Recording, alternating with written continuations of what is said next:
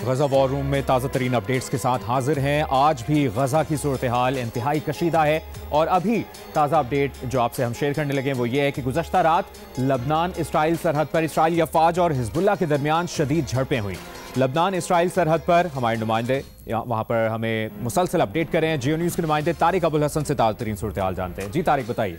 जी, यहाँ लबनान इसराइल सरहद पर कल पूरा दिन और रात भर जो घनगरज रही है उसमें आज निस्बतन कुछ सुकून लग रहा है, लेकिन आज लबनान के एक सरहदी इलाके बलीदा पर टैंकों के जरिए गोलाबारी ज़रूर की है इसराइली फोर्सेस ने और हिजबुल्लाह की जो ठिकाने हैं उनको निशाना बनाया है, लेकिन अभी तक वहाँ होने वाले नुकसान के बारे में इत्तला नहीं मिली है।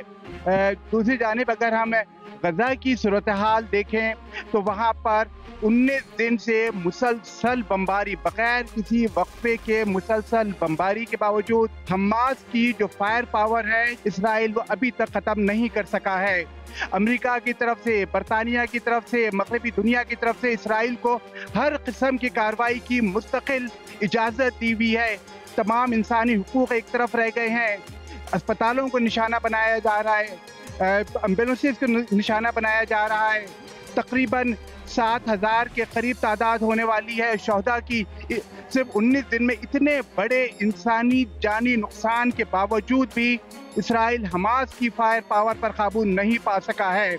हमास ने कल पूरा दिन इसराइल को अपने निशाने पे रखा।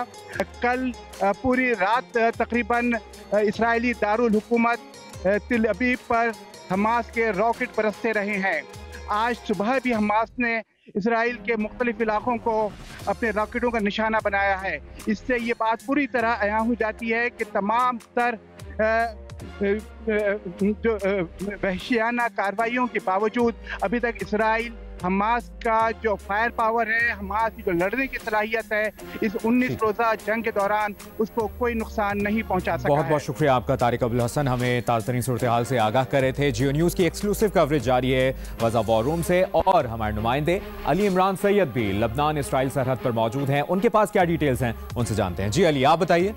जी, अब से कुछ देर पहले हमारे होटल में के बाहर से एक आवाज़ सुनाई दी है। जियो टीवी यहाँ पे कफरकिल्ला के इलाके के करीब मौजूद है। आप ये सामने देख सकते हैं कि ये धुआं निकल रहा है, अटैक हुआ है। ये ग़ालिबन इजरायली साइड है, बॉर्डर पे बिल्कुल ये अटैक हुआ है। तो इट इज़ नॉट क्लियर कि ये इसराइल का एग्जैक्ट इलाका है या लेबनीज़ साइड है। इसराइल की तरफ से हमास का कोई हिजबुल्लाह का कोई टारगेट अटैक किया गया है। यहाँ पे धुआं उड़ता हुआ महसूस हो रहा था। आपसे कुछ देर पहले के भी मनाज़िर मैंने फिल्म बंद किए हैं। तो ये हमारे होटल से करीब एक हिजबुल्लाह की पोस्ट को इसराइल ने हिट किया है। तो ये ताज़ा तरीन यहाँ की सूरत हाल है। इससे पहले कल यहाँ UN ऑब्जर्वेटरी के करीब जो है वो बहुत बड़ा ब्लास्ट हुआ था।